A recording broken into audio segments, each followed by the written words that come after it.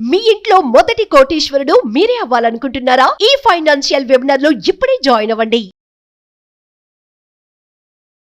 నమస్తే, welcome to Suman TV. ప్రస్తుతం మనతో పాటు ఉన్నారు మేనేజ్మెంట్ కన్సల్టెంట్ సంపత్ సముద్రాల గారు. నమస్తే సార్. సార్, హైయర్ స్టడీస్ అనగానే మన స్టూడెంట్స్ గుర్తొచ్చేది ఫస్ట్ ఫారిన్ కంట్రీస్. అందులో ఫస్ట్ ప్లేస్ అమెరికా, తర్వాత కెనడా. బట్ ఇప్పుడు కెనడాలో స్టూడెంట్ వీసాలో కొన్ని చేంజెస్ అయితే వస్తున్నాయి. ఎందుకు చేంజెస్ చేస్తున్నారు? అసలు ఏంటి సార్ ఆ చేంజెస్ ఏంటి? ఒక్కటి మీరు నోటీస్ చేసినట్టయితే 2024లో they have brought down the numbers. ఇంతకు ముందున్న కోట దాదాపు 4,30,000 చిలుకు ఉండేదాన్ని 3,60,000 చిలుకు తగ్గించారు. తగ్గించడం అయితే తగ్గించారు. They have reduce the processing. మధ్యలో టెంపరీగా స్పీడ్ కూడా తగ్గించారు అండ్ ప్రాసెసింగ్ టైం కండిషన్స్ కూడా పెంచారు. తర్వాత స్టూడెంట్స్ ఫీజు, అదే కాకుండా వాళ్ళు చూపించాల్సిన ఫైనాన్షియల్ స్ట్రెంగ్త్ కూడా చూపించాల్సింది పెంచారు. దాదాపు కెనేడియన్ డాలర్లు 20,000 పైన ప్రూఫ్ చూపించాల్సిందిగా అడుగుతున్నారు. ఇంతకుముందు సగమే ఉండేది. ఆ లిమిట్ పెంచారు. ఇలా వాళ్ళు పెడుతున్న కండిషన్ల ప్రకారంగా చూస్తే నిజంగానే వాళ్ళు they are disallowing Indian students to enter their land అనే చెప్పచ్చు. ఎందుకు సార్ చేంజెస్ ఎందుకు అంటారు? అసలు ఎందుకు మార్పులు తెచ్చారు అని అంటే, వాళ్ళు ప్రైమ్ మినిస్టర్, మన ప్రెసిడెంట్ జస్టిన్ చెప్పడమే కానీ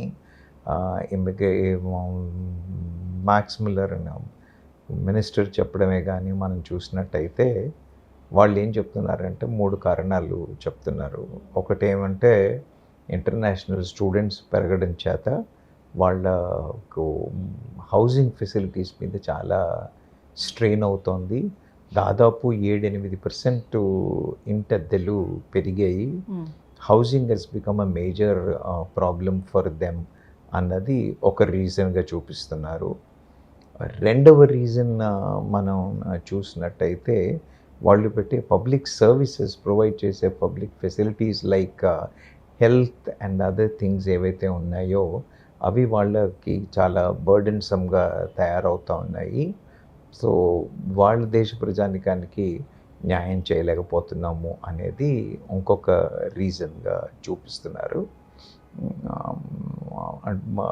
ఆపోజిషన్ పార్టీస్ అయితే కాదు, రీజన్స్ ఆర్ నాట్ క్లియర్ అని అన్నప్పటికీ కూడా పదవిలో ఉన్న ప్రభుత్వం మాట చెబుతోంది అయితే హౌసింగ్ రెంట్ల గురించినో, హెల్త్ వ్యవస్థ గురించేనో, మిగతా ఇతర ఇలాంటి విషయాల వల్ల దేశానికి ఇబ్బంది అవుతుంది కాబట్టి అని వాళ్ళు స్పెసిఫిక్గా ఈ రీజన్సే చూపిస్తున్నారు. సార్, ఈ టైంలో మన ఇండియన్స్కి మరి అక్కడ ఎలాంటి పరిణామాలు ఎదురవుతాయంటే? అమ్మ, ఇప్పుడు ఇంతకుముందు ఏమయ్యేది అని అంటే అప్లై చేసేస్తే 20 రోజుల్లో వీసా వచ్చేది. ఇప్పుడు అలాంటి పరిస్థితులు లేవు. దాదాపు 8 వారాలు 10 వారాల దాకా టైం తీసుకుంటుంది. అంటే ఎందుకంటే ఇంతకుముందు చాలా ఈజీగా ఇదైపోయేది. Especially they had student stream. Okay, ఆ స్ట్రీమ్ ఇప్పుడు తీసేశారు, రెగ్యులర్ స్ట్రీమ్లోకి వచ్చి. ఇంతకుముందు స్టూడెంట్ వీసాల కోసం అనేది అయితే స్పెసిఫిక్ స్ట్రీమ్ ఉండిందో దాంట్లో అయితే 20 రోజుల్లో ప్రాసెస్ అయిపోయి పిల్లలు వెళ్ళిపోయేవాళ్ళు. ఇప్పుడు ఆ ప్రాసెస్ తీసేశారు. ఆ ప్రాసెస్ తీసేయడం చేత రెగ్యులర్ వీసా స్ట్రీమ్లోకి వచ్చారు. రెగ్యులర్ వీసా స్ట్రీమ్లోకి వచ్చేసరికి టైం పెరిగింది. దీనివల్ల వస్తుందా రాదా, ఎంతవరకు అనే అపోహలు పెరిగాయి. కొంత అపనమ్మకం అనేది. ఇంతకుముందు కెనడాకి అయితే వచ్చేస్తుంది, కెనడాకి వెళ్ళిపోవచ్చు అన్న ధైర్యం ఏదైతే ఉందో అది సన్నగిలిందనే చెప్పచ్చు. అంటే ఇప్పుడు ఈ ఇంపాక్ట్ సార్ ఇతర దేశాల విద్యార్థులపై ఎలా ఇంపాక్ట్ చూపిస్తుంది అంటారు? మిగతా దేశాలు కూడా భారతదేశంలాగా మిగతా దాదాపు 14 కంట్రీల నుంచి జనాలు కెనడాకి వెళ్తూ ఉంటారు.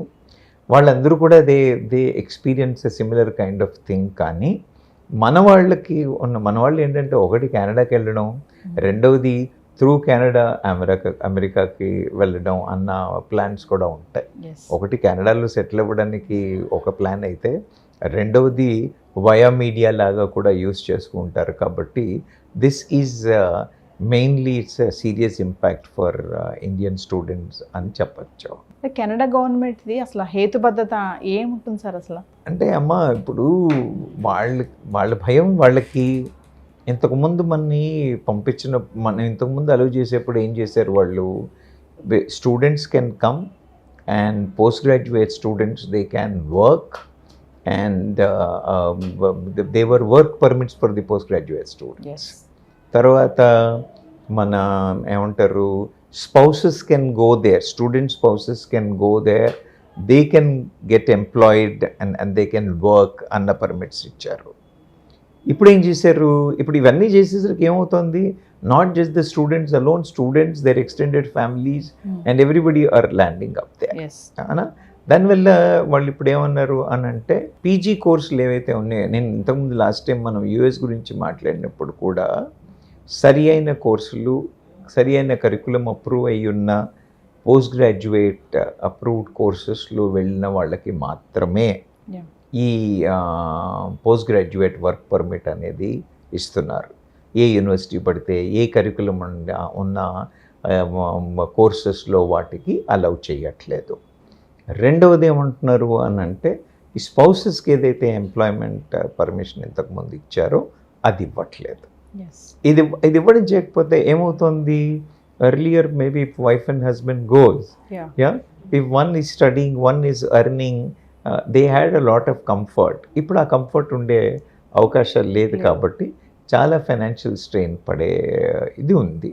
మరి వాళ్ళు ఎందుకు ఇలా చేస్తూ ఉన్నారు అని అంటే, ఇప్పుడు నేను ఇంతకుముందు చెప్పినట్టుగా వాళ్ళకున్న ఇబ్బందులు ఏంటి అని అంటే, ఒకటి వాళ్ళ హెల్త్ సిస్టమ్ మీద చాలా ఖర్చులు పెరుగుతున్నాయి, స్ట్రెస్ అవుతోంది అనేది ఒకటి. రెండవది వాళ్ళ housing is also becoming and other challenge. ఇలా కాకుండా మనం ఇంకోటి చూసినట్టయితే, ఈ ఎల్లీగల్ ఇమిగ్రేషన్ టు యుఎస్ అన్న విషయంలో బైడెన్ గారు పెట్టిన స్ట్రిక్ట్ రూల్స్ కానివ్వండి, తర్వాత బైడెన్కి జస్టిన్కి జరిగిన మీటింగ్సే కానివ్వండి, వాళ్ళకైనా డిస్కషన్సే కానివ్వండి, there could be possible conditions agreed and policies agreed between both the governments to control this. ఆ పద్ధతి ప్రకారంగా కూడా కొంత టైటన్ చేస్తున్నారా అని అంటే అవకాశాలు ఖచ్చితంగా ఉన్నాయి. Because Biden also said we will try to stream line entry from all, Mexico నుంచి కానివ్వండి, వేరే దుబాయ్ వైపు నుంచి కానివ్వండి, కెనడా వైపు నుంచి కానివ్వండి, వస్తున్న వాళ్ళని కంట్రోల్ చేస్తాము అనేదైతే అన్నాడు. ఆ కండిషన్లో కూడా జస్టిన్ ప్రభుత్వం ఈ ఆంక్షలు విధించిందా అని అంటే అవుననే చెప్పచ్చు. అంటే సార్ ఇప్పుడు ఇదంతా కూడా కెనడా ఫినాన్షియల్ వ్యవస్థపై కూడా ఏమన్నా ఉంటుందంటారు ప్రభావం? ఇప్పుడు మీరు చూసినట్టయితే వాళ్ళకి దాదాపు 20 బిలియన్ల కెనడియన్ డాలర్ల ఆదాయం వస్తుంది ఫ్రమ్ ద ఫారిన్ స్టూడెంట్స్. మరి మీరు ఫారిన్ స్టూడెంట్స్ని తగ్గించేస్తే ఈ డబ్బులన్నీ ఎలా? అవునా? తర్వాత ఇంతమంది సెటిలర్స్ వెళ్ళిన తర్వాత వేరియస్ ఇండస్ట్రీస్లో ఎంప్లాయీస్ వస్తున్నారు, international students are joining as employees, Indian. So labour market మీద దెబ్బతినే అవకాశాలు ఉన్నాయి. కాబట్టి ఎకానమీ నెగిటివ్గానే దెబ్బతింటుంది, దీనివల్ల పాజిటివ్గా లేదు అనే డిస్కషన్స్ ఉన్నాయి. ఇంకా ఎందుకంటే స్టూడెంట్స్ నంబర్ తగ్గించేశారు, ఎంట్రీ కంట్రోల్ చేశారు. దీనివల్ల ఏమవుతుంది, most of the institutions which are getting their fee and all, that revenue is cut down. So that kind of economy is impacted. ఇది కాకుండా ఇక్కడి నుంచి వెళ్ళే పిల్లలందరూ వేరియస్ కంపెనీస్లో కానివ్వండి, హోటల్స్లో కానివ్వండి, వేరియస్ ఇండస్ట్రీస్లో పనిచేస్తున్నారు. ఇప్పుడు అదంతా labour market will have an impact on that. Various industries, ఒక ఇండస్ట్రీ అని కాదు, బట్ లేబర్ ఇంపాక్ట్ అయితే వాళ్ళ ప్రొడక్టివిటీ ఇంపాక్ట్స్ అయ్యి ఇలా టోటల్గా ఎకానమీ మీద నెగిటివ్ ఇంపాక్ట్ అవుతుందనే నమ్ముతున్నారు. అవే దాని మీద డిస్కషన్స్ అవుతూ ఉన్నాయి. అంటే చాలా మంది ఇంట్రెస్టింగ్ గా అంతర్జాతీయ విద్యార్థులు ఉంటారు కదా, రావడానికి వస్తూ ఉంటారు. అలాంటి వాళ్ళకి ఏమైనా ఆప్షన్స్ ఉన్నాయంటారా? నో అమ్మ, వీళ్ళకి వెళ్ళడానికి ఏమి ఇబ్బందులు లేవు. నేనేమంటున్నానంటే పర్సంటేజ్ కొంత తగ్గించారు కాబట్టి వెయిట్ టైం పెరుగుతుంది. ఆ తర్వాత సెలెక్టెడ్ గుడ్ యూనివర్సిటీస్లో అడ్మిషన్స్ మనం చూసుకోవాలి. స్టూడెంట్స్ జాగ్రత్తగా చూసుకోవాల్సింది ఏంటి అని అంటే they have to prefer do a good educational institution when they are selecting. The second thing, they should have their complete documentation in place. Third thing, they should be mentally prepared for the wait times for the travel. They should not be jump for the decisions the way earlier. ఇంతకు ముందు అవుతున్నట్టుగా 3 వారాల్లో అయిపోయే అవకాశాలు లేవు. Time కొంత పడుతుంది. అయినప్పటికీ కూడా చెప్పాను కదా, నేను 4 లక్షల చిల్లర నుంచి 3 లక్షల చిల్లరకి తగ్గించారు కాబట్టి ప్రాబబిలిటీ కొంత తగ్గుతుంది, కానీ పూర్తిగా మూసివేసినంత డిఫికల్ట్ సిచ్యువేషన్ అయితే ఏం కాదు. Still Canada seems to be an option. కానీ దీనివల్ల ఏమవుతుంది అని అంటే instead of looking at Canada, people may start looking at other European countries. జర్మనీకి వెళ్ళడానికి ట్రై చేయడము, మిగతా యూరోపియన్ కంట్రీస్లో ఎక్స్ప్లోర్ చేయడము, ఆస్ట్రేలియా, న్యూజిలాండ్లో ఎక్స్ప్లోర్ చేయడము అనేది ఖచ్చితంగా పెరుగుతుందనే చెప్పచ్చు. ఎందుకంటే first priority America, second Canada. ఇప్పుడు కెనడాలో కూడా వచ్చింది కాబట్టి చేంజెస్. నెక్స్ట్ మిగతా కంట్రీస్కి అవకాశాలు పెరిగే ఛాన్సెస్ అయితే ఉన్నాయి. ఇప్పుడు కూడా వెళ్తున్నారు, వెళ్ళట్లేదని కాదు, కానీ పర్సంటేజ్ పెరిగే అవకాశాలు ఉన్నాయి. Thank you.